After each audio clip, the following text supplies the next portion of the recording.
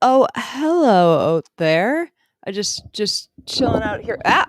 This is what happens when you switch equipment seconds before you go live because for some reason your kitty ear headphones are not functional and you forget how to work with a normal microphone. Hi guys, happy Friday. It's my microphone is almost tipped over my my Carrie Fisher poster. It was very sad. Anyways, hi everyone. Glad you guys are. Hope you guys are all having a good Friday. I just need to do one thing that I've learned. Just kind of brings all the Facebookers to the yard, and that is comment on this directly on Facebook because just algorithms, man, very strange little things. Anyways, hi everyone. Hope you're having wonderful. I see people. I see Dick Topping saying you got your first Moderna shot. Hell, I'm very happy for you. I'm glad people more and more folks are getting vaccinated. Quick little pit stop to let's see. Hold on, I'm just trying to lure people through the power of algorithm futzing. Let's see. Hold on. What's did it do? What's the best thing to type to get people to come into chat? Free beer. That'll do it. Just gonna. I'm going with low hanging fruit. Anyways, I have myself a copy of James Fell's new book. I'm so excited. And here's the thing. I've read pretty much all of these already because they're on the interwebs, but having a physical copy of it, just having something that I can accidentally get splat little tiny particles of poo on whilst I'm in the bathroom. Ugh, so much better. So much better. Anyways, it would if anybody if you guys would like if there is a specific article that you would like a reading of, we can do this through the course of the evening. We have the time. There are many favorites in here, but if you have a favorite, we can do a reading from the good book of Mr. Fell. Anyways, but I've got the book. It is wonderful. And here's the thing, like I'm planning on publishing a bunch of mine into a column at a bunch of my columns into a book at the end of the year. So I'm like part of me was like, are people going to want to read? Are people going to want this? They've already read it. And I'm looking at this going, oh hell yeah, I want mine in book form. It's fantastic, but it's just like the fact that he's managed to work his hatred of Caillou into a solid product. Oh, it's glorious. But anyways, before we get into because I decided today we're gonna go for it, and I'm just gonna go for an AMA because why not? Just ask me questions.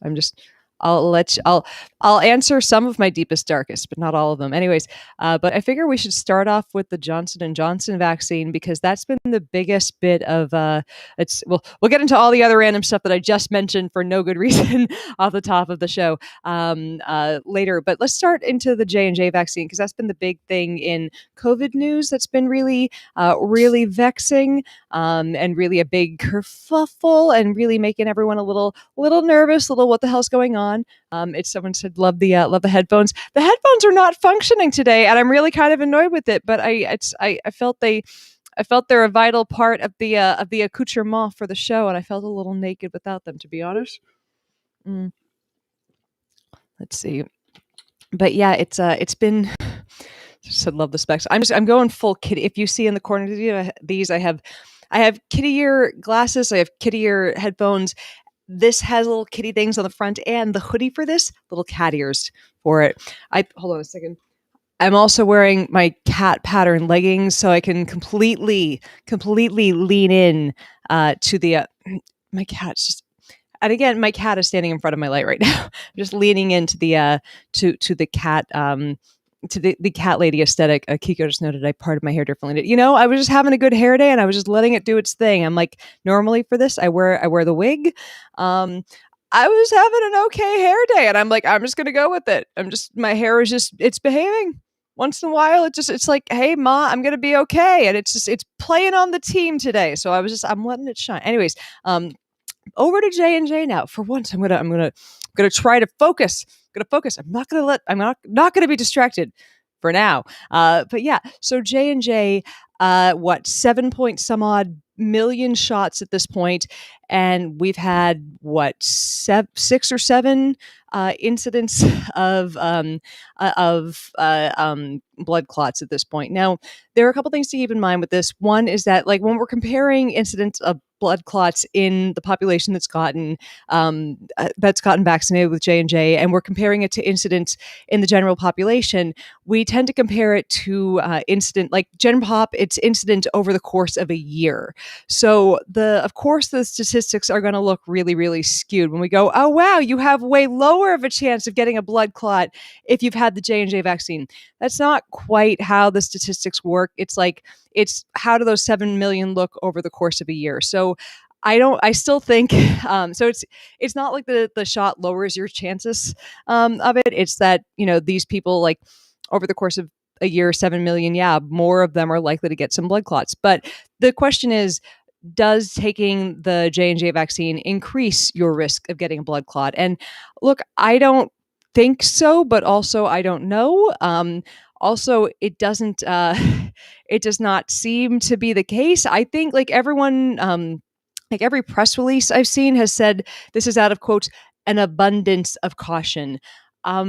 Look, I don't get a say in this. Obviously, I'm not the expert. I have not seen all the numbers. If I was the one in charge of pulling the levers on this, I would say this is a really silly reason for doing this. Of course, I don't have all the numbers in front of me. I don't know if they're doing this going, if we don't pull this, there will be even bigger outcry and more people will be afraid for us not doing it. I don't know what's the worst decision on this. I also don't think, and this is kind of a weird question, like, is it gonna hurt vaccine distribution more to pull J&J offline? That represents a much smaller part of our vaccine distribution, to pull it offline for a couple weeks, to crunch the numbers, make sure there's no actual thing it's doing, or if there is a thing it's doing, is there a way we can figure out who is going to get it, how to manage for it, how to account for it, like, who shouldn't get the J&J vaccine if this is an actual risk factor? Like, is this worth the 2 weeks, and is it not going to hold up distribution so much because it's not one of the shots that were, that's in as high of distribution as Pfizer and Moderna? Like, is this worth the cost benefit of pulling offline, given that it might, soothe some nerves if they take it and go, we have to look at this a little bit? So I don't know. Also, Mom has entered the chat. So I don't know. I don't know what the answer is on this. I think that there is a really, like, and I mean, I'm one of these people too who looks at it and goes, it's fine. Why are you taking it offline? There's nobody. But, like, I'm curious if they're looking at the numbers going, this is more of a specific type of blood clot than we're used to in a short period of time. Like, I'm curious if there's a specific reason. If there's, again, specific blood clot, smaller period of time than you'd expect over, like, because, again, we're used to these numbers for this, for out of X million of people over the period of a year, not over X number of weeks or months. So I'm curious. I'm not sure what'll come of it. I'm going to guess, like, if I had to, again, this is just me, like, I'm a scientist, but still armchair epidemiologist. I'm not an epidemiologist, not your doctor. If I had to throw a dart at it and give a guess, I'm going to guess it's going to be fine. Like, I'm almost sure that this is going to be okay. I'm scrolling up. I'm seeing some questions up here that I can finally get to. Have they figured out if it's related to birth control yet? All women of childbearing age. I had not seen that. I don't want to confirm or deny, because I have not seen anything on that either way yet. But that's a really good question in terms of it being related to birth control. Birth control presents a much higher chance, like a known chance, of blood clots. Like, it's a pretty well known potential complication of birth control. And nobody's pulling birth control off the market. They're saying, take those pills, you slut, because you don't want to make a baby. Like, I'm just saying, nobody's taking a. Okay, the far right is trying to take away our birth control pills, but moving on. Yeah, like, that's never. Somehow certain things are okay for a risk, but not the thing that stops you from getting the no longer able to breathe disease. Hold on a second. Let me just For some reason, chat overlay is not showing up. Let me just turn that off and then turn that back on. I got a little. I'm like, why are chat messages not showing up? Just got a message saying it's we're experiencing an error. Okay, there we go. You guys are part of the show. I can't have no error. We can't have no messages showing. That's much better. And of course, the messages pop, and he is a part of the show too. Hi, buddy. How are you and your very stinky breath doing? He's doing very well. Very well. He's been a very, very cute and snuggly science dog today. Very cute science dog today. Haven't you been? Those little snarfling noises.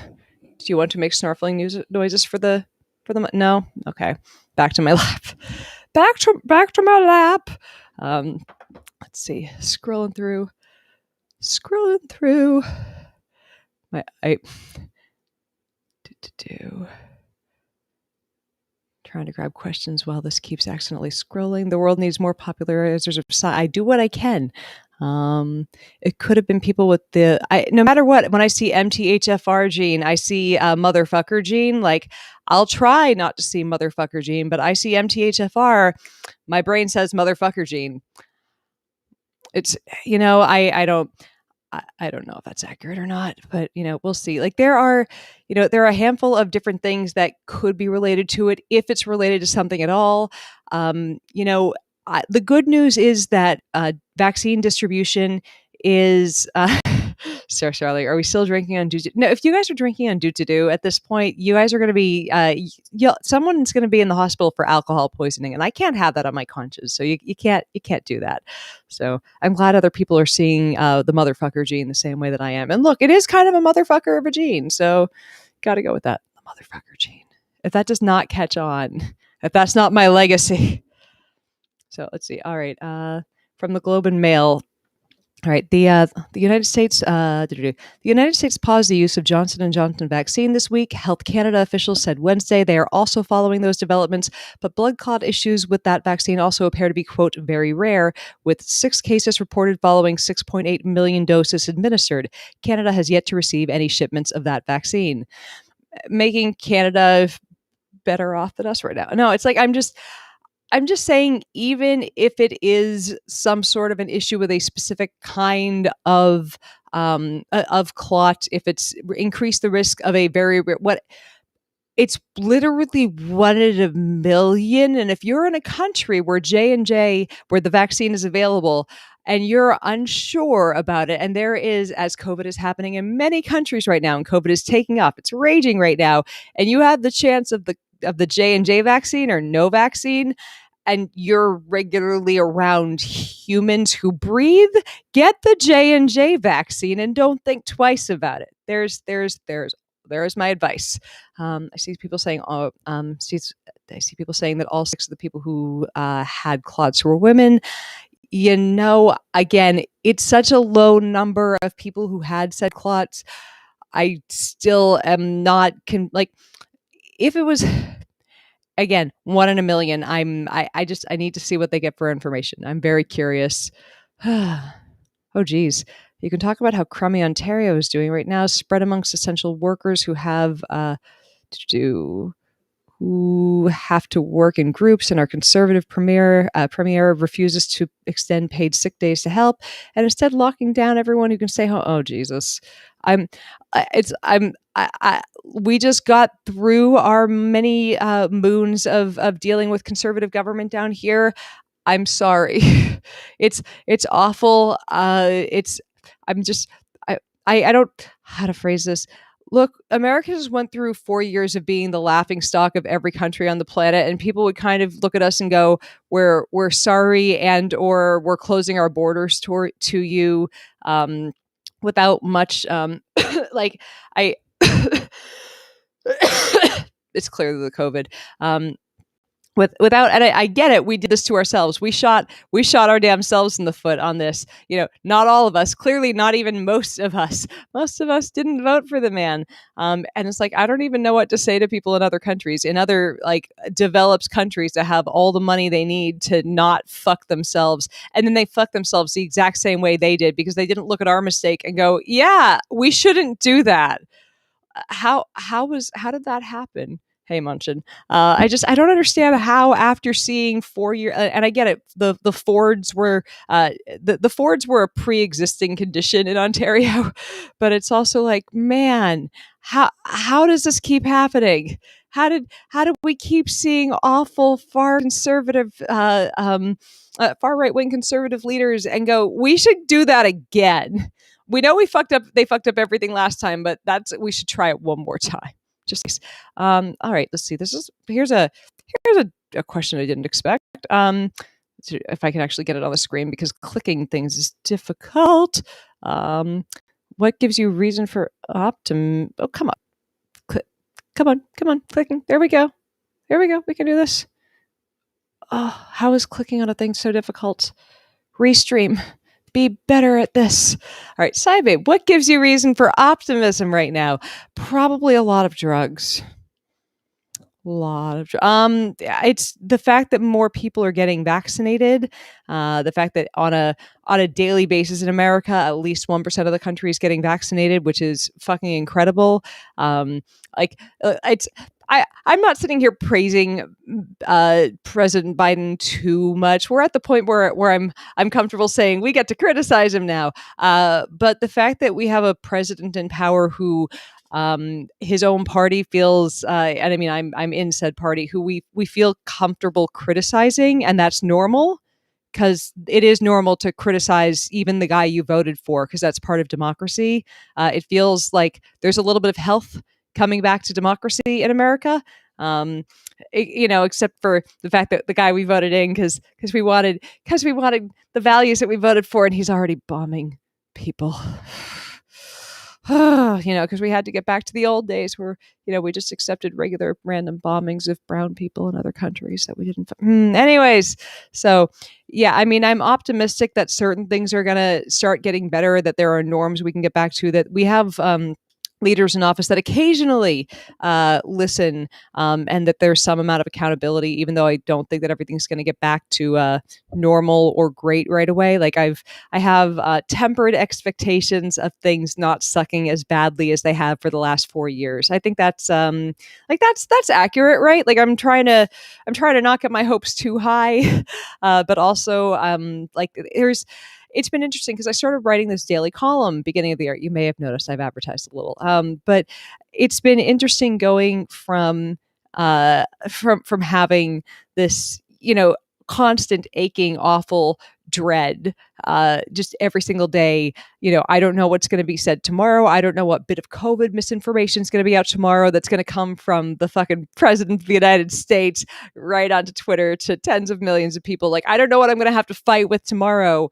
To a president who's like, let's get all the vaccines we can and let's listen to the scientists. Like, that's a pretty big change. And I don't think people understand how much that changes my everyday life. I don't have to fucking fight with disinformation coming from every level of the government, especially coming from the fucking top. It's a huge change. I just saw one of my friends pop in here with a comment. Mr. Emery, I'll always answer you, sir. Do you know how many people develop blood clots? We believe, from what I understand, it's 6 out of about 7 million shots given at this point. If you want to scroll back to about the beginning of the show, we talked about that for a few minutes. At this point, I want more information on what type of clots were developed, and if there was any reason that they think that these were that there was something wrong with these specific clots that made them think this is worse than 1 in a million chance. I'm curious if they're going to find more information. But at this point, 6 out of about 7 million people have gotten it. If you get it again, if you have the J&J shot offered to you, get the J&J shot. Please do that. Let's see. Oh, here we go. Information from Paul Camp. The Danish data provided here cannot rule out the possibility that some venous I will screw up the information on this. Venous thromboembolic. I apologize. Events reported in relation to use of the Oxford AstraZeneca COVID-19 vaccine are caused by the vaccine. However, although affected by several limitations, these data suggest that reported number of events among Europeans who have received the vaccine does not seem to be increased relative to the expected number from the incident. So in other words, there's nothing ruling it out. So from the AstraZeneca vaccine, thank you so much for posting that, Paul. I really appreciate it. So there doesn't seem to be, at least with the AstraZeneca vaccine, anything ruling it out when they were looking into that for possibility of causing blood clots. But there also doesn't seem to be anything suggesting that it's causing more blood clots than you'd expect in the general population. So that seems to be that's at least my read on it so far. Scroll. Someone just said thrombosis. That's not quite the word that I saw, I swear. I do what I can, Emery. Hold on a quick second. I started the show off today with a bit of a headache, so I'm going to try. I took my meds right before this. I'm hoping the meds get the headache under control. So we're doing the best we can on this today. Some days I win, some days the headache wins. Anyways, let's see. I just love that. I love that we're at a point in this where like the comments are just constantly, I got this. I got the first shot, got the second one scheduled. Like, do you guys remember where we were this time a year ago? We were like a month into lockdown. We were all going crazy. No one knew what this fucking beast was. And now it's just, this is our weekly scheduled show. This whole thing has changed so much. You guys are gonna laugh. Maybe completely aside. I know I accidentally. I'd say I apologize, but this seems to have worked out. I know I accidentally talked to a few of you guys, or this. None of this is financial advice. Please don't ever take financial advice from me. That's just a bad idea. Jennifer said we were all making banana bread. Kevin Norton drunk. That's what we were. I have not skipped being high a single day since lockdown started. I don't plan on skipping anytime soon either. But I think I accidentally talked a few of you guys into buying some Dogecoin because I'm a financial fucking whiz. It's one of my friends. If you guys follow him, Dan Broadbent, who runs a Science Enthusiast, he was like, "Yeah, fucking sign up for the Robinhood app. If you do, you get free stock, and I get some free stock." And I'm like, "Sure, I'll pretend I know what I'm doing with buying stock on the internet." So I did, and just because I heard of Dogecoin. That was the whole reason why. But I literally heard of it on John Oliver because they were making fun of the fact that Dogecoin existed. That's seriously why the fuck I bought it, because I was like, that's hilarious. Dogecoin exists. They made a fucking oh yeah, it's Jennifer. I see you saying Dogecoin is soaring right now. Do you know how little I put into Dogecoin? Do you know how fucking little I put in? $60, because it was at the beginning of the pandemic. I had just lost my writing gig at the Outline. I had just started here, did not really have a Patreon that was bringing in regular money yet. And so I was like, look, if this thing completely dies, I can afford to lose $60. I don't want to say how much money I've made, but it's doing really fucking well. And I'm amazed. So I see someone saying Doge is skyrocketing right now. You don't understand. It's continued to go up all year.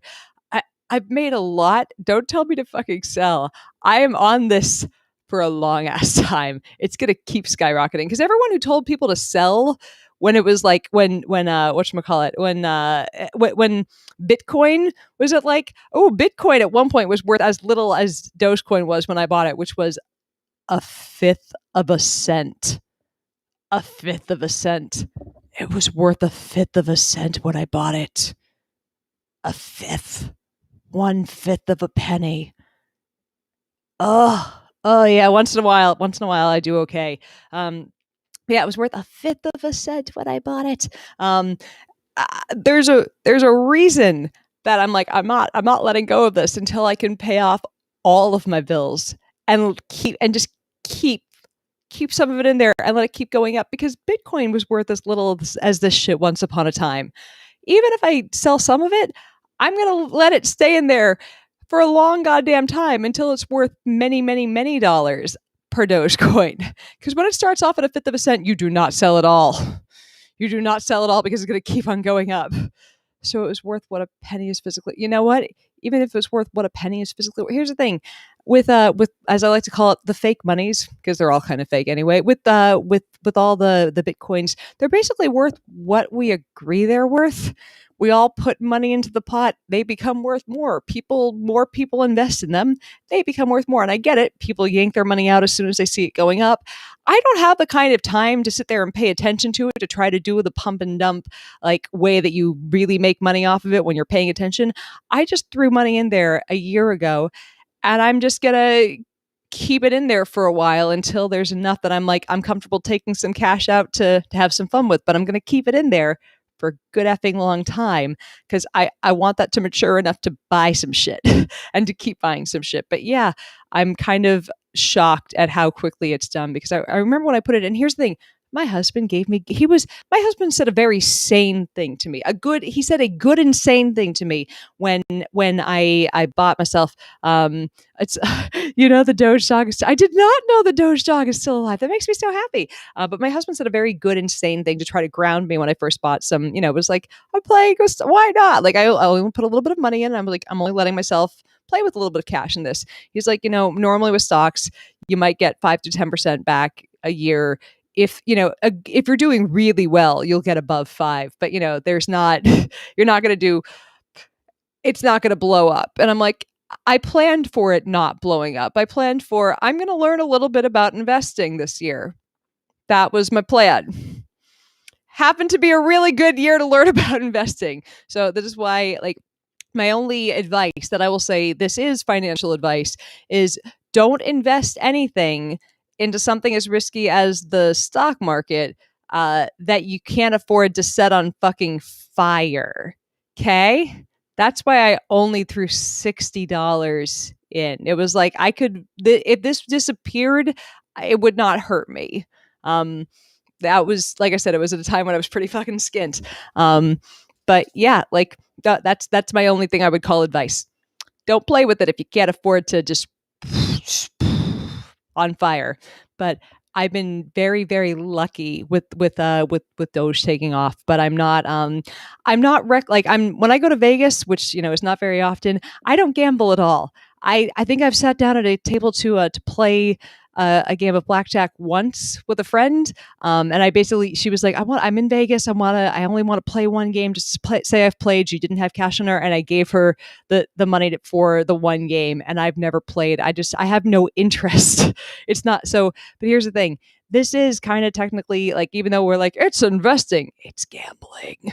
Like, if it's a thing where you could lose all your money with no control over it yourself, it's fucking gambling. And I know my account looks really nice right now, but it's all out of my control as long as it's not in my actual wallet. Like, it's in my investment portfolio. It's someone else is in control of that right now.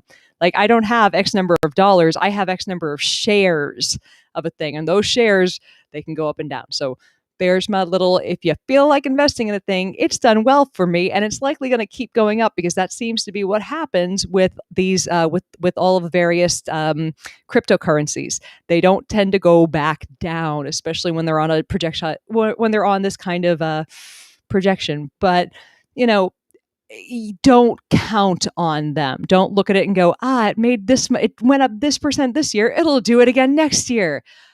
No. Nothing guaranteed this year. Nothing will guarantee next year either. This was dumb fucking luck, and I will be shocked if this happens again at this rate. I'll be happy. I'll be shocked. But anyways, there's my little ramble. That was fortunate, and I'm really thrilled that happened this last year. But yeah, Dogecoin is going effing insane right now, which is why I also would be scared to buy it right now, because whenever it's going this nutty, I'm always like, oh God, it's always good. It's gonna, like, this is how I'm not I'm not a seasoned investor. Whenever I see it going, like, taking off, I'm like, truly, it's gonna crash at any moment. So I'm like, I'm just gonna let it stay in there and just keep accumulating. That's my whole plan. Anyways, I'm gonna go over to start answering questions, because nobody fucking asked about my stock portfolio. I don't have a stock portfolio. I just have Dogecoin. So, I just see, NASA chose SpaceX to go to the moon. You know what? As much as I have my issues with Lord Elon, the fucking apartheid era emerald heir. But anyways, his company makes a good rocket. I think it's really nice that we're actually putting money back into going to the moon, going to, into all of the into NASA again, into the into things that for a while we were like, we're just not going to do the hard things. So it's whether or not it's on rockets that SpaceX puts together or rockets that NASA puts together. It's nice that America's doing the big things again. So it's good to see. Anyways, scrolling through, what science news have I been excited about lately from James Lott? What have I like? God, it's hard to sort out of anything that's not COVID lately, and that's the hardest part. Like it's been hard to like get above anything that's outside of COVID. I think I mentioned this last week that there was an AIDS vaccine that I had read about that was highly effective, and I was going to hunt down an article on that. I think maybe this week I should do an MOS on it. That was one that was very, very exciting to me, and like I think it's partially that most of this quote science news I read is stuff that's really old. Thank you, Jennifer, for bringing that one up. I need to read a bit more about maybe. Oh, that's one I should do an MOS on for this week, about the Fukushima water being released. Now, this is something that if you know, if you follow me, you've probably, if you don't follow him, you've at least heard of him. Brian Dunning. Runs, hold on a second, one of the skeptical podcasts. It's here's how bad of a friend I am. I forget everyone's fucking podcast names. Hold on. Give me a quick second. If somebody watching this remembers this podcast name, I will be very appreciative. Skeptical Society? No, that's not it. Skeptoid podcast. But yeah, Brian runs the Skeptoid podcast, and a while ago he'd mentioned that this was the right way to go about this with the Fukushima water was to just fucking release it. And I was like, and at first, no, here's the thing. Brian's very smart, does his research. I had no reason to think that he was talking out of his ass. And I was like, but part of me, just because like there's always that bit in your head that goes, no, it's radioactive. How could you? Like even believing because I rarely disagree with Brian when it comes to him, like when he states something about science or subjects in skepticism, he tends to do his fucking homework, and when he said, like, I think the little the little mnemonic that he said about it was the solution to pollution is dilution, and that's gonna fucking stick with you. But he'd said that about this when he'd first seen plans to delete dear Lord, me stutter pretty today. It's having a stutter sometimes is not it's not fun, especially when your job is chatting at a screen. Anyways, but he said that, and I was like, all right, sure. And I hadn't heard about it for a while. Nothing came up about it for a long time, and then eventually, as this week, it came up that this is what they were doing, and I'm like, looked into it a little bit, and it seems to be safe enough, like given. And this has kind of horrified me the more and more I've read about the amount of nuclear disasters, nuclear testing, nuclear waste that's just out there. There's just I think we think of nuclear waste as a thing that's either really safely contained at a nuclear plant, or it's like it's there's a lot of nuclear waste kind of floating around from all of the testing we've done over all the years. Like there's this kind of horrifying / amazing video of actually, no, let me see. Let me see if I can do a thing. If I can get one day I'll get decent at this whole streaming thing, and then I'll be able to just put a video up in here when I want to see this. But there's this amazing video of all, like, every single nuclear bomb that was ever dropped in the world. Let's see, I say this just to make somebody in the audience mad. A GIF of this. Let's see, video of every nuclear bomb, and it's like this chart thing that just goes off, and it takes. Oh, here we go. Time-lapse explosion. Let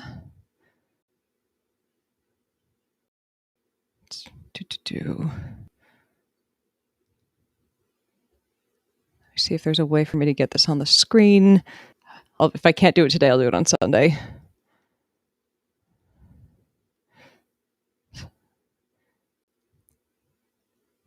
No, it's taking too long.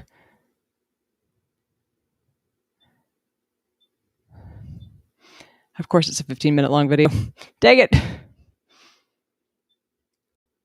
is it still going? But yeah, there's this very long video that shows every single nuclear explosion. That's like, and it's like every single one's represented by like one dot, and it's a little horrifying to know how many nukes have been detonated on the planet. It's a sphincter tightening little piece of information. Let's just throw that one out there. Let me grab this video at least so I can throw it into the comments. Hold on a second.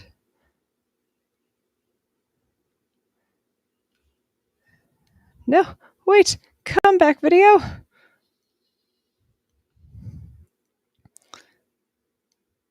One day I will get less terrible at making a computer function.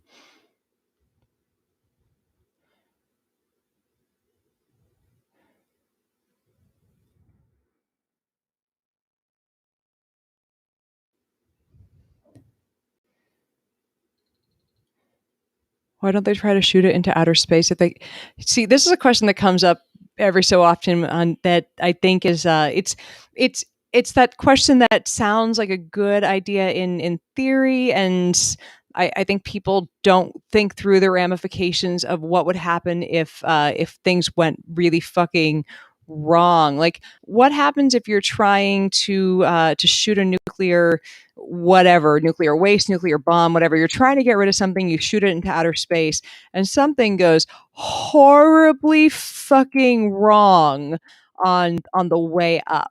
Like, you're trying to get rid of nuclear waste, you're shooting, you've got like you're like, I've got a really great little self-contained vessel, all this nuclear fuckery is gonna it's going to be fine. We're going to get it out. We're never going to have to see it again. We're going to shoot it straight into we're going to yeet this right into the fucking sun. It's going to be okay. But then you have like one fucking wire that doesn't do so well on on takeoff. You have one tiny little thing go wrong on takeoff. It doesn't, it's something has been sitting for too long in a warehouse and got a little brittle and cracks, or the temperature is just there's too much humidity and something goes awful, and nuclear waste is just scattered across the fucking wasteland that will become America, wherever you fucking shot that thing out from. That's just so that's why we like. I just think I love the idea. I love the idea of just get rid of it. Unfortunately, we got to you got to wash your dirty laundry at home. You got to take care of that shit and not just shoot it into outer space. The good thing is, I wrote an MOS on this a while ago. The all natural nuclear reactor from Oklo. There's an all nature made a nuclear reactor, which I think is really fucking amazing. And it was able to, like, basically there was just enough, uranium products sitting around that, by virtue of how they were situated, managed to have a sustained nuclear reaction that took place over the course of about a couple 100,000 years, burned itself out a couple billion years ago. Long before we even had the current continents that were on form, which is really fucking neat. But one of the cool things that we were left with from this was kind of a footprint of how the thorium reactor. The reactors at Oklo. It's in Gabon in West Africa, or where West Africa is now, because we were like literally like 5 supercontinents ago when this happened. But it's the neat thing about that is it shows us what the products are of this, how the Earth safely stores them after these reactors have burned themselves out, and the fact that it can be my dog is whining now. Why so whiny, baby? What's wrong? Oh my God, my little pupper. Ooh, he's just what do you need to tell the people?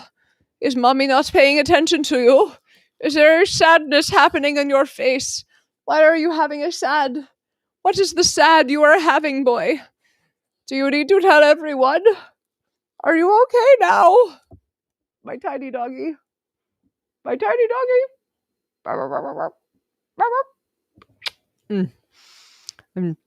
I'm just saying, get yourself a science dog. If you're having a sad, get a tiny dog, and you will have less of a sad. Like that is always the solution to life: is get another dog. I mean, unless you can't have a dog. In that case, you'll have an even bigger sad because then you'll have a dog and no place to have a dog in which case, move to a place where you can have a dog. Just a dog is always a solution to your problem. That's oh fuck, he's about to throw up. Oof, buddy. Look, I love my dog, but if he's about to throw up on the furniture, like I love him just enough to push him to throw up not on the furniture. Oh. That's why he was whining. Because he was about to pee. Just, I'm just. I got a pile of things to clean up soon. Just there. Anyways. It's I see someone say, I have a side dog, but he's not tiny. He's not. Oh, I've had a large science dog before. I've had 100-pound science dog. My brother for a while had 194-pound science dog. They're very cute. Cat. See someone saying cat person here. Lexi. Psst, psst, psst. This is the cat that almost never comes on camera.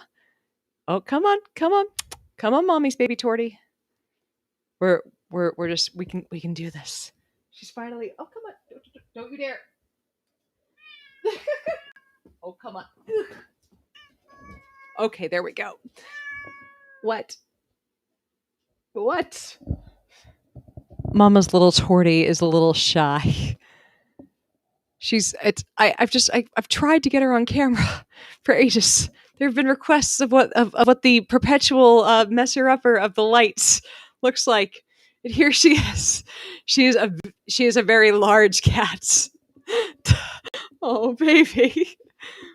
How is this the one time you don't want to sit on my lap? You're normally trying to... She's normally the one that fights to get the dog off my lap. Lexi. Oh my God. She's a funny girl. And there's her butt, obviously. Lexi, come here. Psst, psst, psst. She'll be back to knock over a light soon. It's fine. Oh, cats, man. Like I'm sure I've told you guys this before. When I first got Buddy, or I got Lexi, so I moved to California with this giant dog. The giant dog had the dog bit the dog sitter, and it was 100-pound dog, and it was a danger to me, and it was not good, and we had to put the dog to sleep. It was really terrible and horrible, and I cried a whole fucking lot, and it was bad. And I'd bought this apartment where I thought I was going to be living with me and this 100-pound dog, and I was really lonely, and I'm like, what am I going to do? And my mom was coming out to visit because, I'd been living in California for a few months, and I was like, I feel awful. I don't have this dog anymore. And she's like, let's go get you a cat. Because that way you're not getting a replacement dog, and you won't be like constantly reminded of the dog, but that way you won't feel alone anymore. And I get this perfect little fucking creation of a cat that's Lexi. And I wanted to get an adult cat because I find that when you get a kitten, like you're just getting this little scratchy thing that you don't know what his personality is going to be like. I prefer getting adult cats because like they come, like what you can play with them for 20 minutes at the shelter and you know what their personality is going to be. Kittens, you're likely to get a little scratch fest out of them. Lexi, I got so lucky. Like I looked through the entire shelter and I think I was in like the last set of cages there. And she happened to be one of 3 kittens that had been fostered. And I think they were named after the Powerpuff Girls. And she originally came with the name Bubbles. And I'm like, I know how old I am and how old cats live to be. I'm going to be like 50 by the time this cat kicks it. I can't be walking around, oh, Bubbles, come here, darling. Like, I don't know why I'm decided I'm British when I'm 50, but she, I couldn't have her name Bubbles. And one of my friends who's a musician, said to me, he's like, name her Lexus, Mercedes, or Porsche, so that way she still has a stripper's name. And I looked at her, I'm like, Lexus, huh? Lexi? And she meowed at me. The next time I said Lexi, she walked over to me. I'm like, I guess my cat is still named after a stripper. And that is how Lexi became a thing. So a year later, started this little website. And I adopted Science Dog 3 weeks into that because I was at a thing where the fucking food babe showed up, and so was the animal shelter, and Buddy owned my heart. Those two bought for 2 months straight. Just the cat hid in the box spring, like climbed in, clawed her way into the box spring under my mattress, would barely come out, like just hid in the closet, just hid away from this dog nonstop. And now, like, they fight for a spot on my lap. Now they're like the best of friends. It is the weirdest thing to have watched, like them hating each other, and now it's just like them like they'll just climb on top of each other to find a spot on my lap. So animals are funny. Get yourself a it's I just if you are unhappy and you're alone, get yourself a dog or a cat. That is my suggestion, because these two are very strange little critters that randomly vomit next to me. But you know what? They're very snuggly. They're very, very snuggly. Yeah, I have to just remember that as soon as I stop recording this, I have to go clean vomit. That's the thing that they're adorable. They're really effing adorable. Anyways, let's go through a few questions. So quick side note, it was funny. Whenever I start up the day, like I kind of, unless I've, already started on or already, written a bit for the MOS for the night before, like I kind of start the day and go through I have a huge document with a list of subjects that you guys have given for suggestions for what to write about. So today I went through and I'm like, all right, just find one that I feel like I can, get, amusing and fact based in a relatively short period of time. If it's a day that I have other things to do, like today I have the stream, and also had a tiny bit of, I wasn't, the rest of the week I've been painting. Today I had a little bit of construction to do. And when I got to tea room trade, like the hardest thing is if it's a science that I'm really unfamiliar with. And this one, the tea room trade, if you haven't gotten a chance to read about that one yet, I had a really good time writing it. I was shocked that this is a thing. Like, I get it. It was before we had IRBs, but it was a former reverend working on his PhD in sociology who went to public restrooms where gay men were known to hook up, or where they were known to be homosexual activity, and went to kind of covertly conduct research on the comings and goings of gay men at these places. And it was quite interesting to see that this is a thing that not only was allowed to Glory Hole Stalker. I like that, CJ. It was a thing that was allowed to happen. It was kind of pivotal research in getting people to understand that some of the reasons that people go to these rest stops was the persecution of gay activity, is that people went to do a thing that they weren't allowed to do in their regular life. So it's almost like if we let people be gay and treated it like it was a normal thing, then they wouldn't have to go to illicit routes to get it. So it was interesting that this really unethically done research produced results that was helpful to the kind of helpful to the gay community. It's someone Barbara just mentioned Kinsey. Yeah, like same thing. Like is it Alfred Kinsey? It's Alfred either way. Kinsey did same thing. Research that was phenomenally useful, interesting, revealing, holy shit, unethical. Like, and that's the thing. There's a lot of research that it's very, very hard to say where's, like this produced useful things, holy shit, unethical. And here's a little ramble that I'm working on writing out. Like, and it's not a ramble for the MOS. It's just a ramble that I want to get out and talk about. One thing that people have requested a lot, and this keeps coming up, like whenever I write about, a lab from World War II or some unethical research like this, or like whenever I write about something that humans were like, let's do a crazy thing to get information, or let's do some things that people are going to call torture in 20 years, people always end up asking, could you write about Unit 731 from Japan from World War II? And if you're unfamiliar with Unit 731, and I'm going to tell you please don't Google it yet. If things like human torture, like if things like the Saw and Hostel movies and Jigs, like all of those, they freak you out, don't even bother Googling it.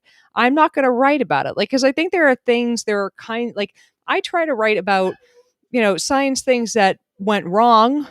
Like I'll write about science things that went really wrong, like things that had, like at the beginning of the day, like, and there's a line somewhere, and this is what I'm trying to write out and put into a way that people will read it and understand where there's a line in terms of writing about a thing that's scientifically based, and something that is vaguely disguised as science that just has the word experiment in front of a bunch of horrible shit.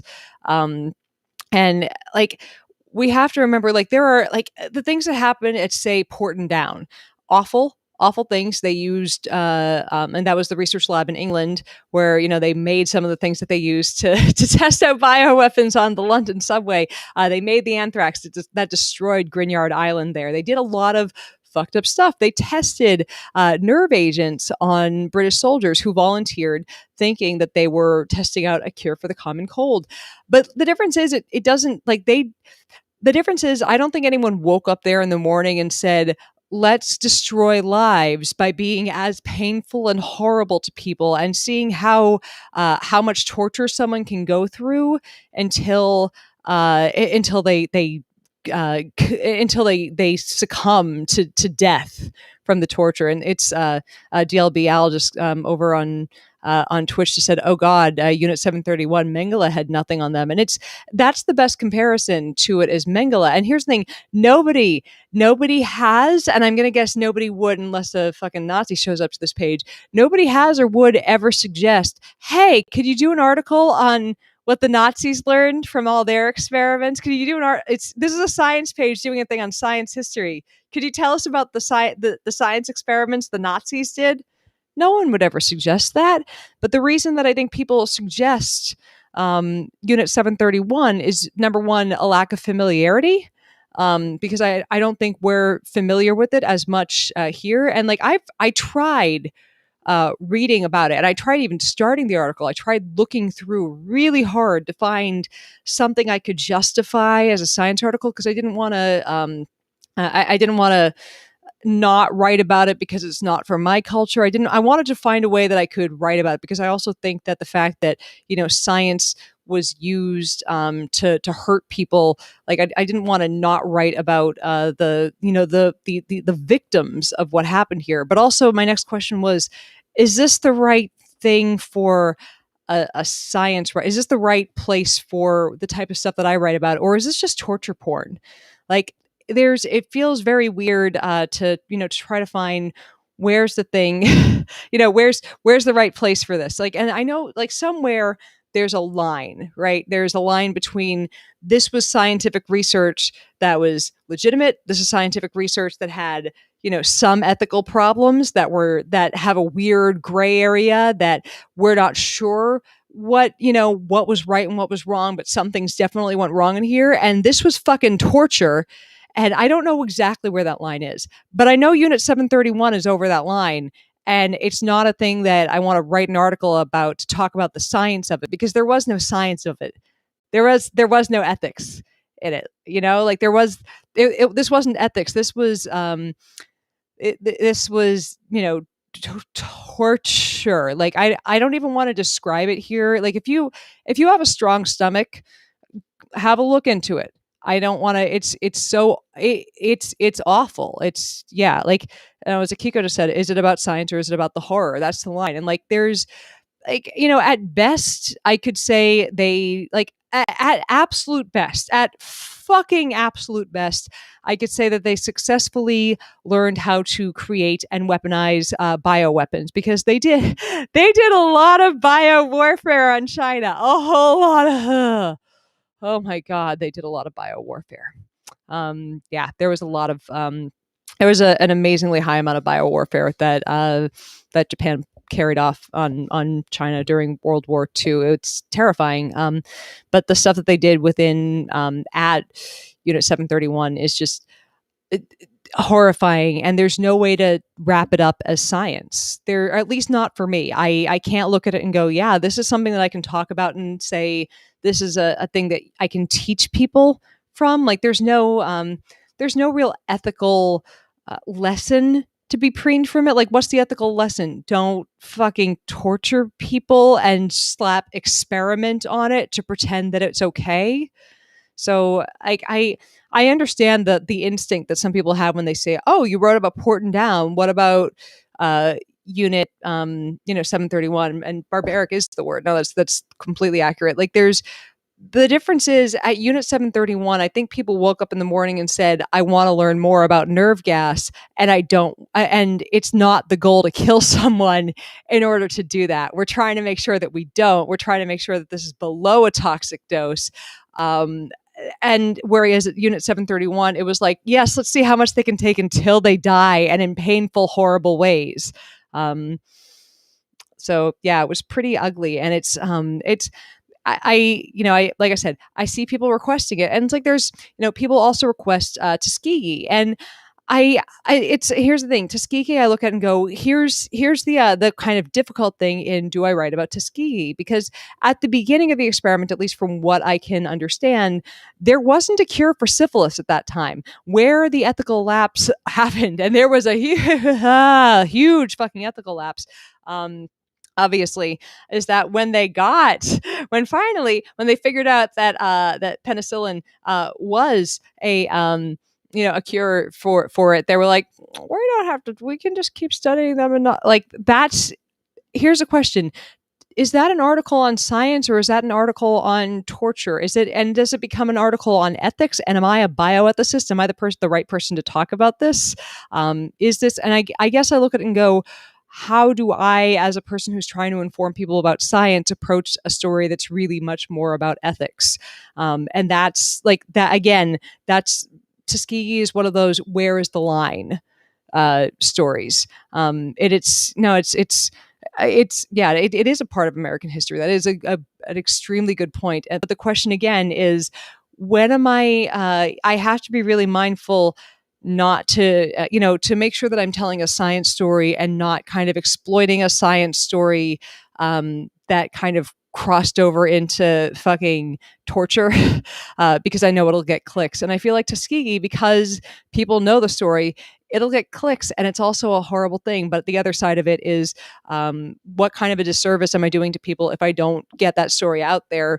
If I leave that story out of the narrative, like that's, I think, part of the hard part of it. So it's a where's the line? So Tuskegee, it's one of those, it's on the line and I don't know where it is on there. But Unit 731, way the fuck past it. Way past it. Unit 731 is, as it was said earlier, it's just, it'd be like saying, I'm going to talk about the science of what Mengele did to those Tuit. No. Anyways, so there was a that was glad. I'm glad you guys entertained my little need to ramble about that. I've been working on writing up a little thing on it for a little while. Renee commented, I think Tuskegee is kind of fitting lately as part of the current concerns with vaccines. Now, here's the here's the thing with it being, quote, related to vaccines. The big difference, and here's what's kind of sad, is that like vaccines are a preventative, and Tuskegee, what happened with Tuskegee is that they withheld treatment.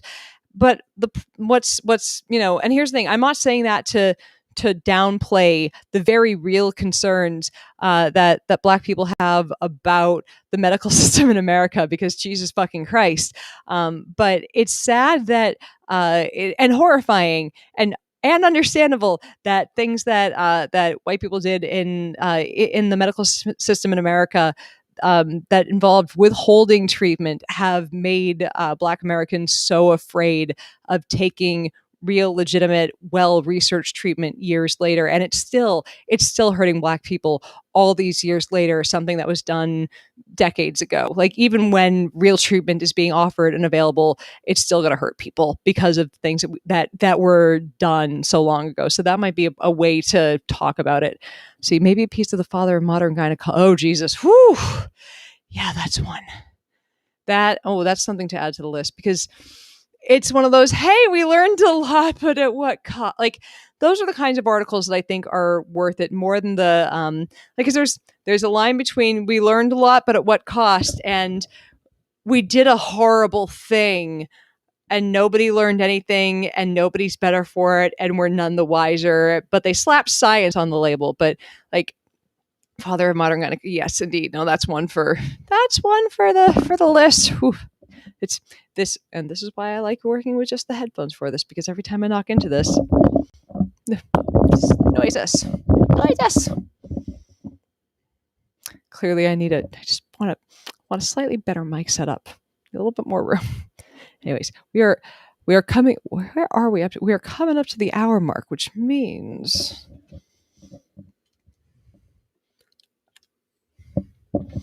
This is how lazy I'm getting in my movement today. I'm like, I could get up and move. Oh geez, did I get something on the lens? Oh no! I think that fixed. Okay, that's better. Let's see. Someone just asked if I have not talked about Henrietta Lacks yet, or I haven't talked about her today, but I also haven't done a blog on her. That is definitely on the list. Let's see. Oh, here we go. Kevin Norton, on a lighter subject, maybe talk about how anatomy was fucked up for a millennium because the father of medicine never worked on human corpses and instead used animals. Not a bad idea. Like, oh man, there have been some interesting ones. My favorite was finding out that people, like the various things that scientists used to think the brain was useful for. Like at one point, they used to think the brain was a heater. I think that was what Aristotle, if I recall correctly, thought the brain was useful for. The Egyptians thought the brain was useful for nothing at all. Like, so when they were mummifying, they would just suck the brain out because they're like, look, we got to send this guy to the afterlife with fucking everything useful. So we're taking out the brain, which, tracks with today. Did you just get an upshirt? If I just accidentally gave you guys an upshirt shot, my PayPal is below. Just saying. Like if I'm accidentally turning this very my fansy, fucking sign up for my Patreon. Don't be stingy with that. I'm worth at least a latte and a muffin for all the science and all the silliness and all the accidental boobage that's happening. Just go.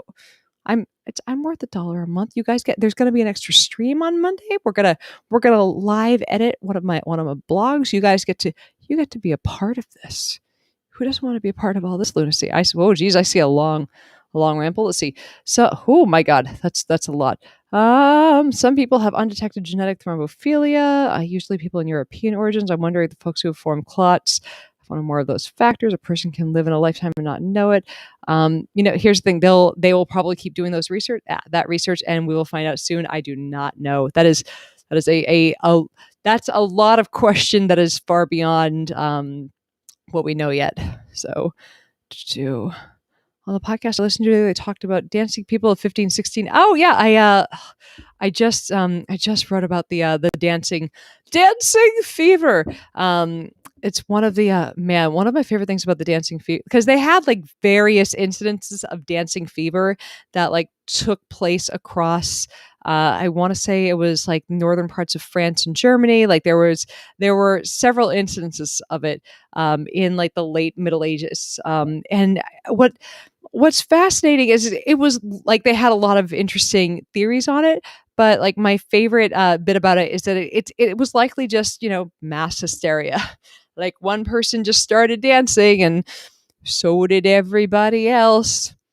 There's no like it's just I see somebody asking, it was just from a fungus. Like if you go to SciBabe.com and just type in dancing fever. I believe it was dancing fever of 1518. I have there's an article on there. Like all of the past moments of science are on SciBabe.com.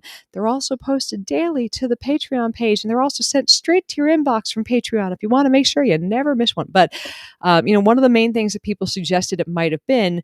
So you're asking if it was a fungus, is not that far off base, but people suggested that it could have been ergot from a mold that grows on wheat or rye specifically. So that was a suggestion, but never really panned out. Various reasons why it didn't seem to be a thing that it possibly could have been.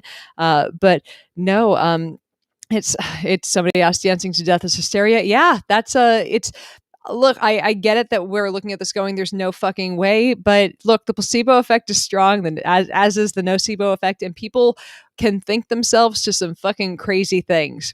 So you think like a lot of people thought that they just had to keep dancing, and at one point they ended up just performing a ceremony where they brought them to the top of this mountain, said a little prayer to, I forget which saint it was, but I want to say it was a saint of movement disorders, a saint of dancing, said a prayer, put on some fancy shoes, and basically a prayer cured everyone in the town for the dancing disease of 50, or the dancing plague of 1518.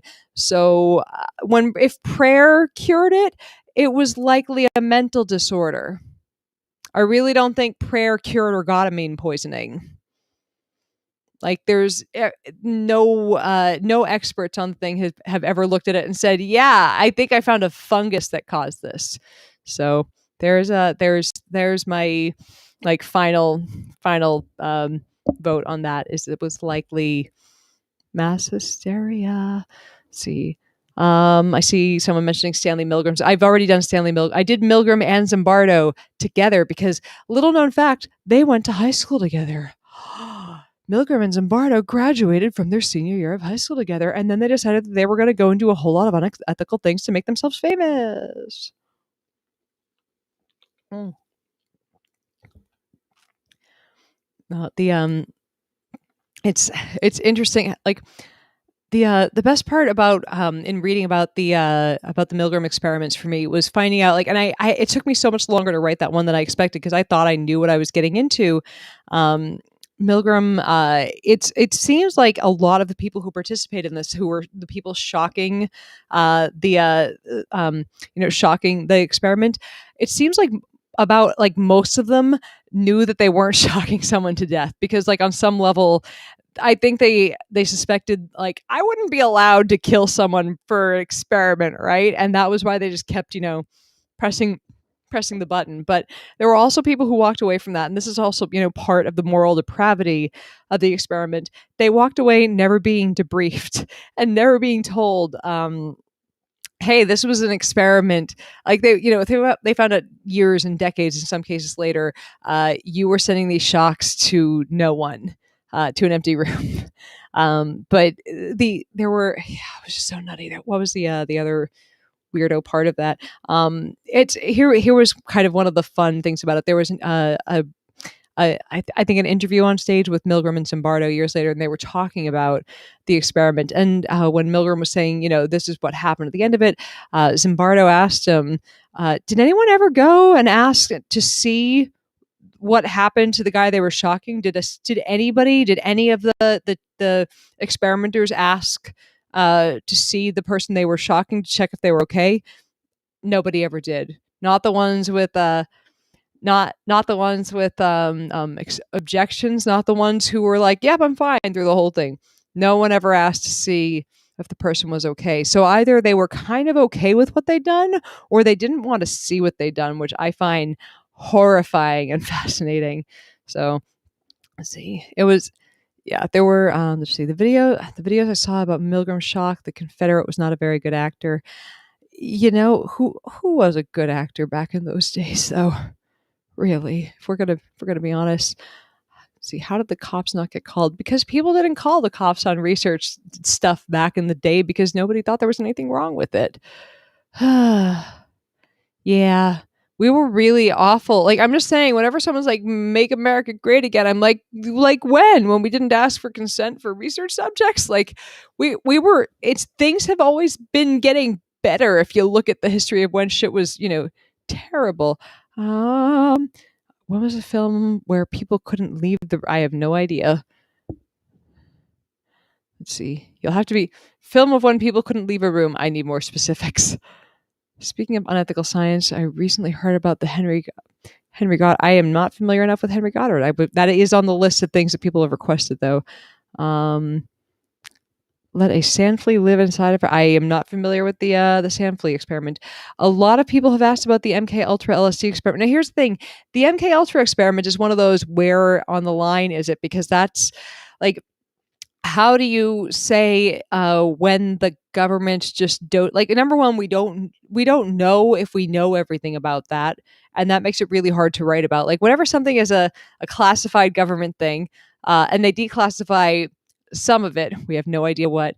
We have no idea what they've sent us, what they've declassified, and we don't know what what they ever got out of it. We kind of know what their plan was, or what they said their plan was, but we know people were harmed irreparably for life from these experiments. It's hard to it's hard to say what if it's something that fits in with the type of stuff I'm writing about. So I want to be careful if I write about MK Ultra.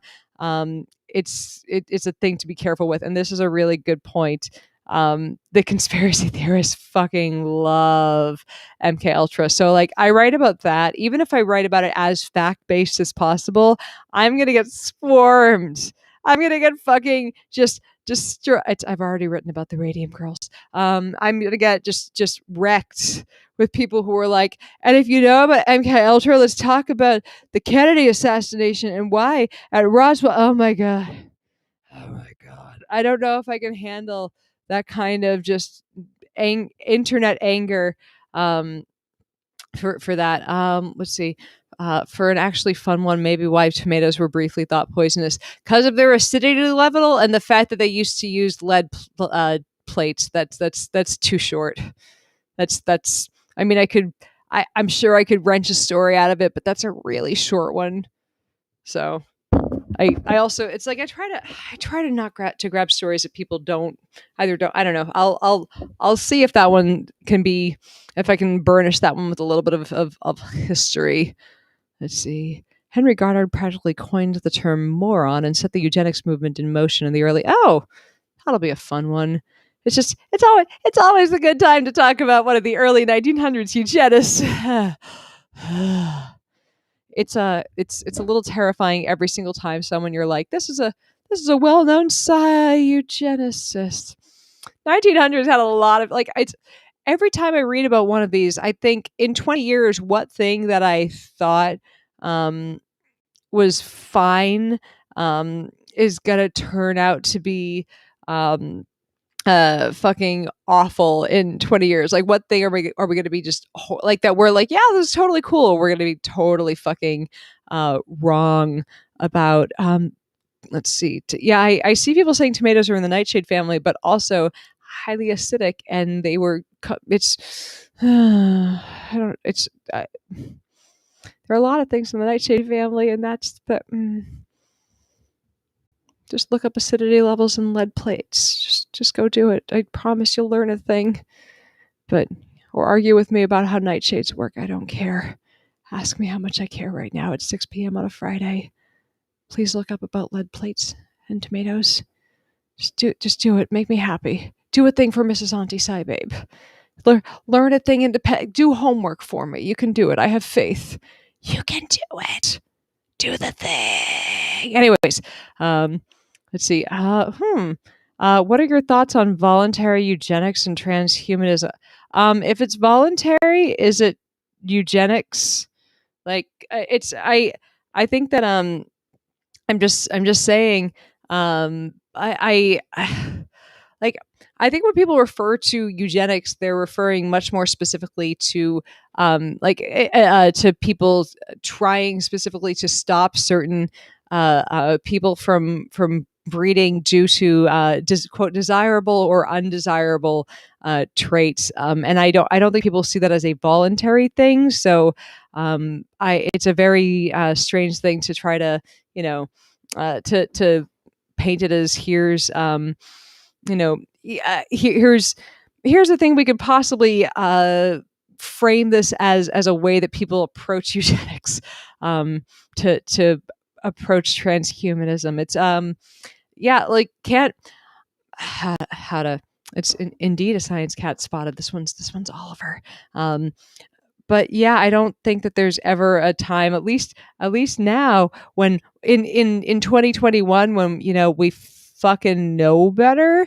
I don't think there's ever a time when I'm going to hear, well, this person's a eugenicist, but hold on, hear them out. When I'm going to go, yeah, I'm sure they have good point. Nah. Who are these hippies with their transhumanism I have no idea. I don't know. Is the Stockholm syndrome if you grow to like, I have no idea. You know what we're going to be appalled with in 30 years? Allowing people to drive their own cars. So many. I don't know if we'll be appalled with it, but we're going to I'll be shocked if in I don't know about 30 years, but 100 years from now, I'll be given the rate at which things are changing, I'll say 100 years from now, we're going to be a largely, why not 100 years from now? 100 years from now will be a largely carless society and or automatic cars that drive themselves. And we're going to be like, man, for 200 years, people just drove their own fucking cars and they crashed them all the time. All the time. That's the thing people did, and they just accepted that. They knew that thousands of people a year were going to crash into these things. These things that had like so much gasoline in them that they could cause a huge explosion, and they would crash into each other. They just accepted that thousands of deaths were going to happen every year, and it was fine. It was fine. That's the thing that we might look back at and think, whew, what were we thinking? I think the other thing that we'll look back at, and this is the thing that I legitimately think we might look back at and go, oh, what were we thinking? Might be, and like please don't feel too attacked if you, as do I, love yourself a good steak. I will not be surprised. I'm not saying I think it'll happen, but I won't be surprised if one day we look back at meat eating and go, what were we thinking? Or, it's like, or say, where we've moved past that, we've gotten ways to make animal agriculture a thing of the past, because it is it's for the 5 people that are still in agriculture who follow me after all the shit I've said. I think we might look back at it and go, this is a thing that's highly, that pollutes very highly. That's not great for the planet. That's not great for us, very clearly, or at least let me rephrase this. Like, I think you can obviously, eat meat and have it as a healthful part of a diet. And I think some people, just given various medical issues, are better with meat in their diet than without. But I think we might look at least I hope we're going to look at the level of consumption of meat, especially in America, and think, woo, what were we thinking? What with a keto diet? We thought that was like just eating fucking barrels of meat. Someone thought that was a good idea. Like, I think that might be a thing that we're going to look back and be a little disgusted with ourselves on. Like, I'm like, I was and I mean, this might surprise people. I was a vegan for about 2 years.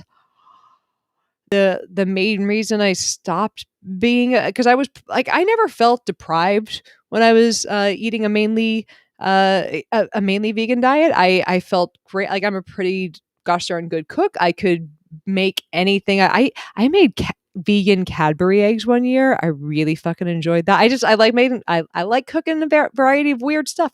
Vegan Cadbury eggs were a fucking accomplishment.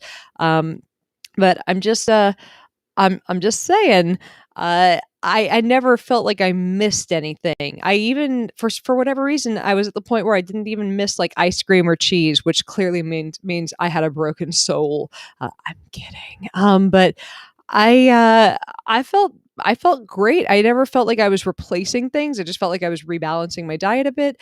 But then when I got diagnosed with celiac disease, I was like, there's nothing left for me to eat. Why do I eat anything when I'm oh my God.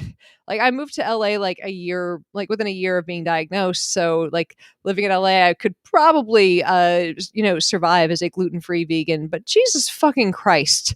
Like, at some point, I need food. I need to go to a restaurant and be able to order something other than the kale flavored water, So that's that. What do you make the chocolate for? I forgot. It's been a long time. It's been, God, I was still living in New Hampshire when I made vegan Cadbury eggs. So I want to say it's been like 8 years. But if you Google that shit, I am sure you will find yourself the vegan Cadbury egg recipe that I used, which I gotta say, it was a lot of fun to make. And then I had like this giant bowl of vegan Cadbury mix, or vegan Cadbury mix filling that I'm just gonna say I ate too much of it. Way too much of it. Let's see. My query to veganism is their apparent obsession with making meat alternatives look like dead animals.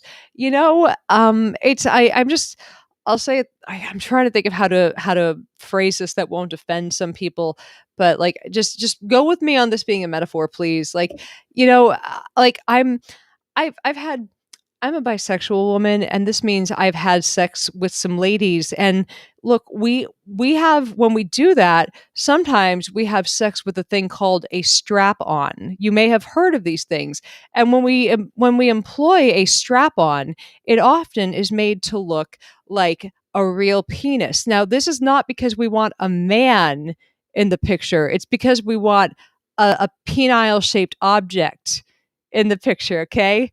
So I look at that and think, when I want, it's much like when a vegan wants a meat flavored thing. When I'm banging a woman, I also sometimes want a little meat in there, and it doesn't mean that I want literal meat. If you know what I'm saying. So I hope that that's helped clarify why it's perfectly normal and fine when a vegan's like, I would like a little meat substitute, doesn't necessarily mean I want to chew the dick off a cow. You're welcome. Hope that elucidation helps you a little bit. Also, I hope that the knowledge that I own / have used / will eventually continue to use a strap on has brought a little skip to your little joy to your day. Also, my Patreon's below. Just a reminder. I say these things for your entertainment.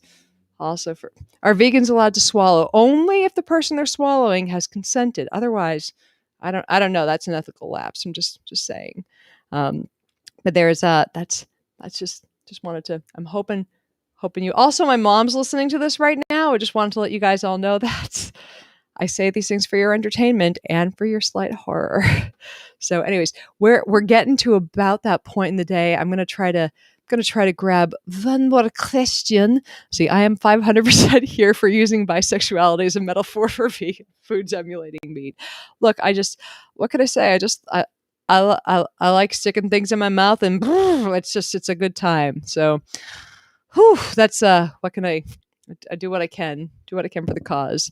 So, Debbie just said, poor mom. Hey, look, I'm keeping my mom entertained in her I'd say in her old age, but she's related to me. She's 69 years young. Nice. So you are welcome, or I am sorry. Starling, I think the FAP ratio has been maxed out. Look, if you guys are managing to FAP to me, a 37-year-old woman who has relatively tame makeup on today, a gray sweatshirt that has pretty much everything covered up, congratulations. Well done. You're fapping to this with all the really amazing porn on the internet, and I've seen a lot of it. Just well done. I'm proud of you. I'm really proud of you. That's just good job, kids. Good job. It's right. Isn't that a good analogy? I'm just saying here's the thing. I remember being young and wondering why, and this was before I realized I was bisexual. I was younger than some of my friends, and seeing it's what, never mind, this is a rant for totally another day that I'm not getting into. But yeah, I'm gonna keep going with the strap on and the fake meat metaphor. I hope that helps someone. So anyways, it's look, DLB, it's I just gotta confess, I appreciate you saying, quote, lot better looking, but the forehead is the work of Botox. This is just I am a carefully crafted optical illusion. I'm not pumped full of neurotoxin, but look, the Trump years were harsh on the amount that I did this to my face. I spent a lot of time looking angry and confused, and there was a lot of time spent trying to make me look not 23 again, obviously, because I definitely do not look 23, but trying to make me look a decent 37 again. So this was not without effort, to say the least. There were many moons of deep depression through the last few years. I mean, part of it was just being a debunker living through the Trump era, and again, trying to tell people the real, the facts that as you see them day in and day out about a disease that's out there killing people en masse, while you have horrible misinformation coming from the top. It's just, fuck, man, does that age you? So I have / make no apologies for the amount of neurotoxin and eventually filler that I pump into my face to try to make this all look like I'm not completely falling apart. But again, I appreciate the compliment. Kevin Norton saying, I think my hairline from 2017 to 2021 shrank 3 inches. There was this wonderful video from YouTuber Jenna Marbles, who I fucking love, and I miss her producing stuff. She had she had this great comment about second puberty, where you hit puberty and you think you've hit your final form, and then somewhere in your like your late 20s, early 30s, you hit second puberty, where just things start changing a little bit. And like my late 30s, I've started to see my hairline change a little. Like I've always had kind of thin hair, and like the last year and a half, my hairline, like I swear to God, my hairline went a little back. I'm like, hey, come back here. Stop that.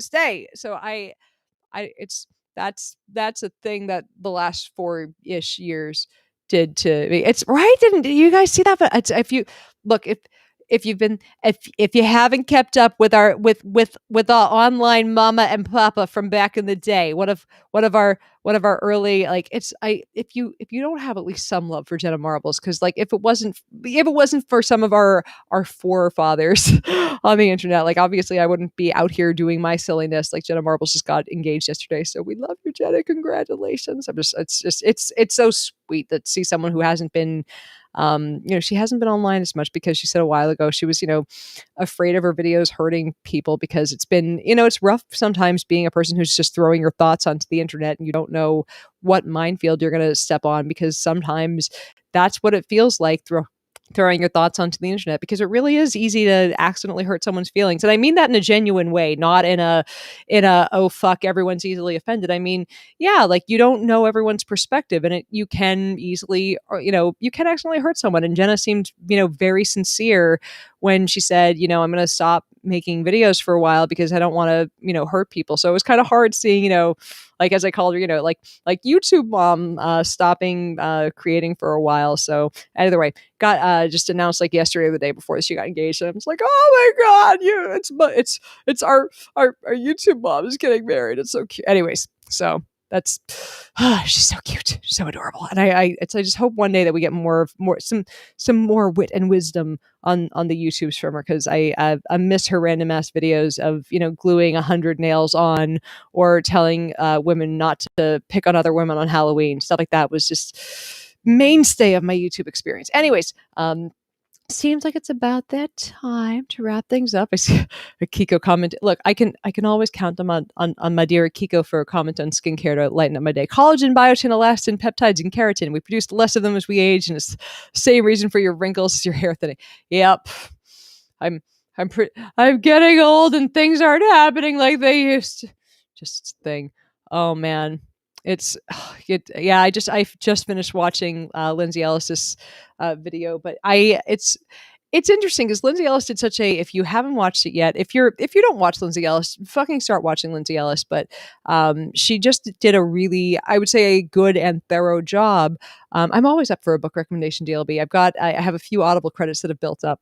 But she was, quote, canceled last month, Lindsay, for a tweet of hers that some people got mad at. And the tweet was just comparing two shows, saying that they had some similarities. And this was a comparison that a lot of other people had made. I believe some of the creators of the show had made a similar comparison. So it was really weird seeing people get so fucking mad at her. And a lot of the reasons people were mad at her, they seem to be the same people that were mad at her for not throwing, her friend Natalie Wood, who runs, of course, ContraPoints, under the bus. So watching her very well plotted out video, as she called it, I believe, Mask Off, was nice, of someone to take everything that people listed up as being, her, quote, sins against society, and saying, here are the ones that, I did a bad here. This people are blowing out of proportion. This is the context behind this that people are mad about. And it was good to, look, I've definitely stepped in it over the years. Sometimes I've definitely said some shit that I wish I hadn't said. I wonder if I went through every tweet on my timeline, and there's I've gone through and deleted all my old tweets, not because there's anything in there that I know that I'm ashamed of, but just because I have tweets going back to over a decade, or had tweets going back to over a decade ago, when I wasn't a public figure. It's my old my Twitter account is my old Twitter account from back when I was just Yvette shooting the shit with my girlfriend, sending, goofy pictures, shooting goofy pictures back and forth on there. I didn't know what was on there, so I used a program that would just, delete en masse a bunch of your tweets. And I'm like, you know what? This is safer for me than letting them stay out there and not knowing what tweet in the middle of a conversation someone's going to grab out of context to say I'm a bitch on, or a horrible person on like, never, bitch is, that comes with the territory, but what thing someone might grab out of context to say I'm an awful person. Because yeah, I've definitely grown, and like I'll see things like, do you guys see that thing where your Facebook memories come up, and like you'll just go through things that you said a year ago, 2 years ago, 5 years ago, 10 years ago, and you realize that you were a shittier person than you are today, which is good because it means you grew, which that's good, but also you're like, oh my God, who was I? What was wrong with me? And it's hard when you're doing that in front of a lot of people and you realize somebody could look at who you were 5 years ago and think this informs exactly who you are today. And that's really easy for somebody to grab a picture of that and go, see, we know this person is bad. You have to disregard all of their other opinions. It's more like, oh my God, and you don't know if the person behind the other side of the screen is looking at that going, oh fuck, I had that. Oh, who was I? Well, I'm glad that I grew as a human being. So this is why my general rule on social media, again, not to quote cover up anything I've said or done, because I cannot in any way remember saying anything that I'm like, I'm ashamed of this, but like on my public social media, is just I delete tweets that are over a year old because there's nothing helpful that a tweet over a year old will ever do for society. Nothing. Nothing. So delete your tweets that are over a year old. It's if you see someone that's being destroyed for like a handful of tweets, if someone's been on social media for forever and the only thing that a small group of people that are mad at them for is a small handful of tweets that they've collected over a decade, they're probably not like, oh, it's not a problem. It's probably not an accurate reflection of who they are. And seeing, the same group of people that, were sure Natalie Wynn was a person whomst is bad. That was the same group that was going after Lindsay Ellis. And they had that same little, like, let's find a group of tweets that we can take out of context and not, just got to be a little discerning about, who's doing the canceling and why they're doing the canceling. And, if the things are grabbing are really reflective of who the person is or not. So yeah. Anyways, only thing I tweeted is cool. So yeah, that's there's my little rant. Let's see. Meanwhile, we're just trying to live our lives and not be Indeed. But let's see. Scrolling. Why is gender identity in the news so much? Because conservatives are putting us in the news because they want to check what's in my pants. Yep. They think more about trans people than trans people think about trans people. Hate sells. They can get plenty of donations by demonizing people who do not conform to their mistaken take on gender. Yep. Indeed. I completely agree, Ryan. It's interesting that like they're like I watch a lot of trans YouTubers and I see I would say, I'm trying to think of how to phrase this, like it's a little alarming how much conservative YouTube, and never mind conservative YouTube, but I will wrap this up on this because it's been a lot of rambling. It's a little alarming to see how much of the quote intellectual dark web is really obsessed with the genitals of trans people. Like, isn't there something, anything else that you guys want to focus on? Like, I'm just saying, and the other thing is whenever they have their shows and that in which they discuss trans people, they never have, like, if these people were serious about trans issues, if they were The Wolf Den by Elodie Harper. Oh, thank you for recommending it. Also, Elodie was my grandmother's name, hence I love the name. Anyways, Wolf Den, Elodie Harper. I'll knock that down. But whatever they have, like, and it's whenever it's someone like Joe Rogan or whatever, it's someone like a Jordan Peterson, or of course a Ben fucking Shapiro. Oh, that dry motherfucker. Whenever they have a discussion about trans issues, they don't have a trans person on their show. They don't have an expert on trans rights or on trans issues. They have every single time they find like the one crank who's written a book about why the transists are bad.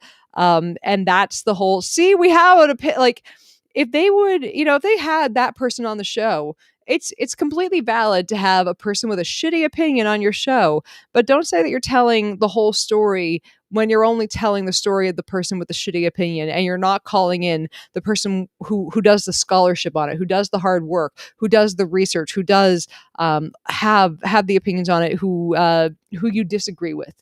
So if you're only having this hypothetical disagreement with this person behind their back when they're not there to correct you, when you're straw manning their opinions and saying, "Oh, they're claiming this, and this is why it's all so crazy," and not giving them the chance to tell you, "Here are all the things that you're really fucking wrong about," you're not there to have any sort of an honest discussion about trans people or trans rights. You're there because you hate trans people and you want the world to know why you're right to hate trans people, and that's really fucked up. So anyway, I think that's about where I'm gonna end today. It's because it's kind of turned into a rant day. Kevin, completely agree with you. Fuck J.K. Rowling. I've just gotten tired of the fucking turf patrol out on social media that thinks they're, protecting women or womanhood, whatever the fuck that means. Like, it's the same people that will tell you in one sentence, that women aren't as strong or capable or intelligent or useful, or like they're the same people that will say, like the same group that will make that's very quick to make a bitch get in the kitchen and make me a sandwich joke will also claim to be, trying to protect women. And I'm not here for it. I'm not having it. Trans women are women, trans men are men. It's trans rights are human rights. I'm tired of the fact that we still have to have this fucking argument with the same group of people who have self-branded themselves as intellectuals, when none of them work in actual scholarship, when none of their work on trans issues is actual work. It's just conjecture and opinion and hatefulness, and I'm just tired of watching it constantly. Anyways, I'm tired of it, watching it hurt people that I love. And again, I go just a quick touching on what I was saying about Lindsay Ellis earlier. I haven't always been perfect. I've not always said the right things. I've stuck my foot in my mouth. But part of growing is learning and listening and seeing when you can be better to the people around you, and moving away from people that you're looking at going, oh, these are bad influences and these are people that are just out there to throw hate in the world. And I think that. Seeing just a constant influx, this has become like their thing, that they do is just throw, because they don't have anything. If they're not throwing a fucking helicopter, a fucking attack helicopter joke down, they've got nothing. These are the people that I don't want to be associated with, and these are the people that I don't want anyone to mistake my associations or my thoughts with. So anyway.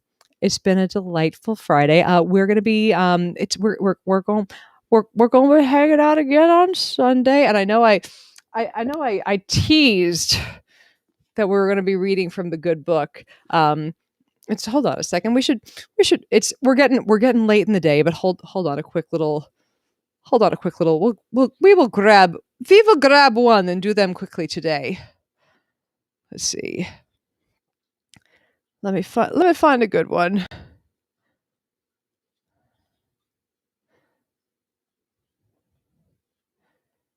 I do what I can, guys. Let's just find a good one to wrap up the day on.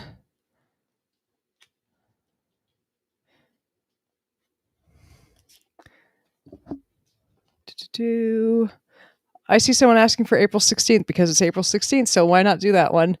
April 16th of last year.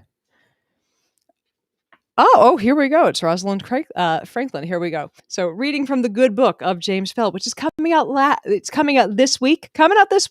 Available for pre-order right now. You can buy it over at jamesfeld.com. Anyways, April 16th, 1958. Rosalind Franklin, who made a vital contribution to understanding the structure of DNA, missed out on not one Nobel Prize, but two. Who knows what might have resulted had she not died so young? Was it unethical or outright thievery? Throughout history and the present, men take credit for the work of women, and Watson and Crick were no exception. Scientists James Watson and Francis Crick were at the University of Cambridge. Scientists Rosalind Franklin and Maurice Wilkins were at King's College. Wilkins was shy and Franklin forceful. They did not get along. Watson and Crick tried to crack DNA in 1952, and it was a colossal fuck up. Meanwhile, Franklin was mostly working on her own because Wilkins couldn't handle her. Wilkins started hanging out with Watson and Crick, becoming pals. The decoding of DNA happened because of an X-ray taken by Franklin's PhD student Raymond Gosling under her guidance called Photo 51. Franklin was a chemist and X-ray crystallographer, and I don't know what that is. Photo 51 was an X-ray diffraction picture of a paracrystalline gel made of DNA fibers. Lost me on that too. What's important is that in January 1953, when no one else was around, Watson, who was still fucking lost on modeling DNA, was visiting Wilkins at King's, and Wilkins said, "Hey, check out this Photo 51 shit. Cool, right?" It's important to note this was done without Franklin's permission. That was definitely unethical. In Watson's own words, seeing the photo, "My mouth fell open and my pulse began to race." He said it gave him a critical understanding of the double helix structure, but he needed more. To understand the exact chemical organization of the molecule, he required the precise observations from the X-ray, which Franklin unwittingly provided the following month in an informal report to the molecular biologist at Cambridge, and those numbers eventually found their way to Watson and Crick. The report wasn't confidential, but they came about it dishonestly and didn't ask Franklin's permission to interpret her data. Watson and Crick cracked the code a month later, and almost immediately afterwards, Franklin abandoned her work on DNA and moved to Birkbeck University of London to work on the molecular structure of viruses. Alas, she died from ovarian cancer on April 16th, 1958, age 37. Ooh, that hurt. She was my age. She never learned how much Watson and Crick relied on her work, and in 1962, the pair, along with Wilkins, won the Nobel Prize in Physiology or Medicine for the discovery. Watson said had she lived, Franklin likely would have won the Nobel Prize in Chemistry, but posthumously awarded Nobel Prizes are rare. Regarding the second Nobel, her team member at Birkbeck, Aaron Klug, continued Franklin's pioneering work after her death, winning the Nobel Prize in Chemistry in 1982. So there's the entry for this date. If I'm just saying, jamesfell.com. Go get yourself this book. It even has a delightful little story in the back. And hold on. I believe that if you chit chat there is a way you can arrange James to draw you like a little drawing on yours. But for me, he wrote for my dear friend Yvette, who has definitely seen some shit. And like, if you're long-term friends enough with James and you're an American living in the diaspora, or a part Canadian living in the diaspora where you cannot get them, at least for me, he sent me a bunch of Hawkins cheesies. And if you've never been to Canadian, never been to Canadian, I clearly need to get off of here. If you've never been to Canada, go to Canada and get yourself some Hawkins cheesies. Anyways, I love you guys. I hope I have whetted your appetite to go get my friend James Fell's new book, Shit Went Down by James Fell. On this day in history, Shit Went Down by James Fell. Anyways, delightful book, delightful human being my friend James is. It's been a delightful day. I love you guys. And just one last little, and I will see you guys on Sunday. Bye.